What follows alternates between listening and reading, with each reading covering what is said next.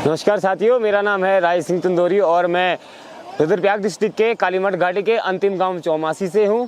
और इस बार मैं आप लोगों को केदारनाथ यात्रा हमेशा पिछले एक महीने से दिखाई रहा हूं। आज है 25 मई और आज का मौसम जो केदार घाटी में काफ़ी अभी तो थोड़ा सा बना हुआ अच्छा सुहावना बन गया है, मगर पिछले 3 दिनों से अलर्ट जारी था और रात भर पिछले कल भी बारिश हुई और पिछले रात को भी बहुत ज़्यादा बारिश हुई और अभी यात्रा अपनी रफ्तार पे चल रही है। और आप लोग यहाँ अगर यात्रा पे आते हो तो यहाँ के लिए आप लोग ज़रूर अपनी तैयारी पे हमेशा आते रहिए, क्योंकि यहाँ पे पल पल में मौसम चेंज होता रहता है। मैं अपने हर ब्लॉगों में आप लोगों को बता ही रहा हूँ। तो अभी लगभग दिन के 12:30 बजे का टाइम हो गया है और काफ़ी अच्छा मौसम लगभग है और देखते हैं शाम तक कैसा रहता है मौसम और यात्रा कैसी रहती है आज और क्या क्या परेशानियां होती हैं यात्रा में, जो श्रद्धालु हैं यहाँ पे और जो यहाँ के लोकल जो लोग यहाँ पे रोज़गार करते हैं। तो आप लोग बने रहिए ब्लॉग में।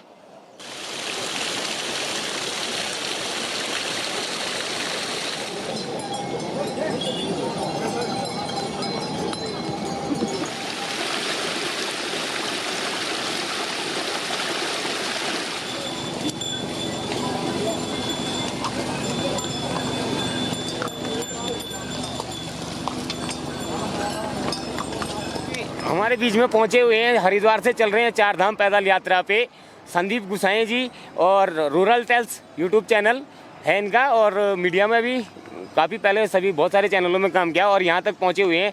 अब सर से पूछते हैं आपकी पैदल यात्रा कैसी रही, किन किन पड़ावों से होकर आप आए और जो यात्रा रही वो लगभग कैसी रही।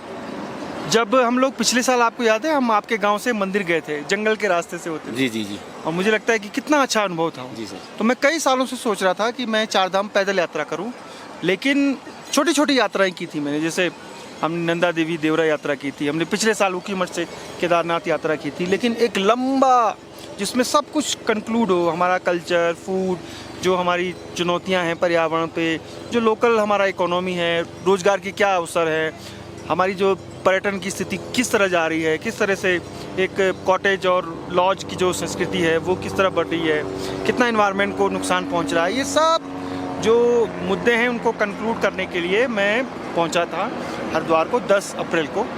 10 अप्रैल को हमने शुरू किया। उसके बाद हम जो चट्टियाँ हैं हमारी, और एक ये भी था कि हमारी पुरानी यात्राएं 100, 150, 200 साल पहले कैसे चलती थी, किन मुश्किलों का सामना करना पड़ता था।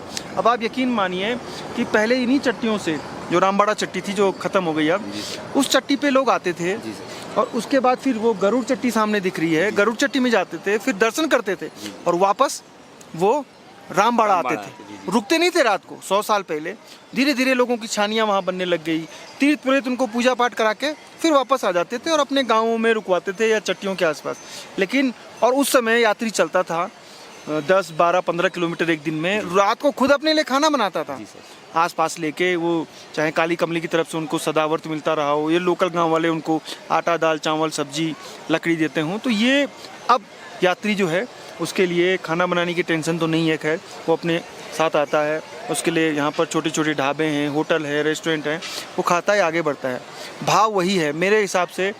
जो लोग कह रहे हैं कि यात्रा में तीर्थ नहीं रह गया है, तीर्थाटन नहीं रह गया है, वो उनकी श्रद्धा है कि वो क्या पहन के आ रहे हैं। कुछ लोग ऐसे हैं जो थोड़ा सा न्यूज सेंस क्रिएट कर रहे हैं, धामों में अजीब अजीब तरीके की हरकतें करते हैं वो, लेकिन फिर भी 90% यात्री उसी परिवेश में। आप देखिए ग्रामीण भारत के लोग आ रहे हैं, आपको डेली ही मिलते हैं, मुझसे ज़्यादा तो आप जानते हैं। कोई राजस्थान की महिला है, कोई कर्नाटक की है, वो बैठती है। कई को तो आपको भाषा ही समझ नहीं आती होगी कि वो चाय मांग रही है, पानी मांग रही है। तो उद्देश्य ये है और मैं तो उम्मीद करूँगा कि आप मेरे साथ एक लंबा ट्रैक, कम से कम 50-60 किलोमीटर का आप भी चले। वैसे हमारी कोशिश है कि हम चौमासी उतरेंगे केदारनाथ ख़त्म करने के बाद, यहाँ से चौमासी होते हुए हथनी कौल से, और चौमासी, जाल मल्ला, जाल तल्ला, कोटमा, उसके बाद काली मठ और फिर वहाँ से मधमेश्वर की तरफ जाएंगे। देखते हैं क्या प्लान आगे बनता है। बिल्कुल सर, जरूर। मेरी मेरी भी बहुत इच्छा है कि आपके साथ मैं भी एक ट्रैक जरूर करूं और पैदल यात्रा में इस पैदल यात्रा में आपका सहभागी मैं भी पैदल से बनूं। अच्छा कुछ नहीं है। हेलीकॉप्टर हो, घोड़े हो, बाइक हो, कार हो, उससे मतलब सदियों से तो लोग पैदल ही चलते आए हैं ना। हमारे ऋषि मुनि, हमारे जो यात्री थे, कितने साधु महात्माओं ने पैदल हिमालय नाप दिए। यहाँ से कैलाश मानसरोवर नाप दिया, एक एक नहीं, दो दो बार। तो हम इतना तो कर ही सकते हैं, मतलब अपने चारों धाम तो नाप ही सकते हैं। बिल्कुल सर, बिल्कुल। हम सभी लोगों को प्रेरणा लेनी चाहिए और खासकर मैं भी आप ही से प्रेरणा लेता हूँ और आपसे प्रेरणा लेके मैंने भी अपना एक यूट्यूब चैनल शुरू किया है। तो आपके साथ जरूर आगे बाबा केदार की यात्रा में और चारधाम की यात्रा में मैं भी जरूर पार्टिसिपेट करूँगा। तो अभी आपकी यात्रा काफ़ी मंगलमय हो, यही बाबा केदार से दुआ करता हूँ कि आपकी यात्रा मंगलमय हो, आपको किसी भी कष्ट का सामना करना ना पड़े। Thank you. जय बाबा केदार। जय बाबा केदार।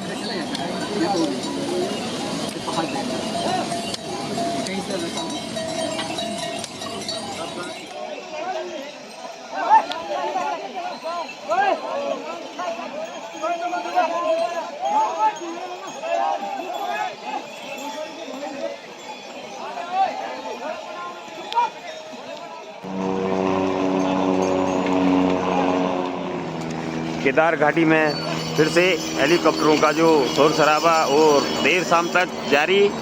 और ये देख सकते हैं आप, मौसम काफ़ी सुहावना बना हुआ है। तो आज के ब्लॉग में इतना ही दोस्तों। कल के ब्लॉग में मौसम कैसा रहेगा और कैसी यात्रा चलेगी कल, केदार बाबा की कृपा कितनी होती है भक्तों पे। तो आज के लिए जय बाबा केदार।